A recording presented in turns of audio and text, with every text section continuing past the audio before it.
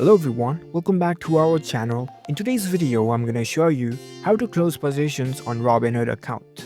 It's a very simple and easy process and I'm going to guide you through how to do it. Let's get started. First of all, on your phone, launch the Robinhood app. Once you are in the app, make sure that you are logged in with your account.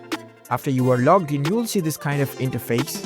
Now, in order to close positions on Robinhood app, you need to head over to the stocks that you are interested in.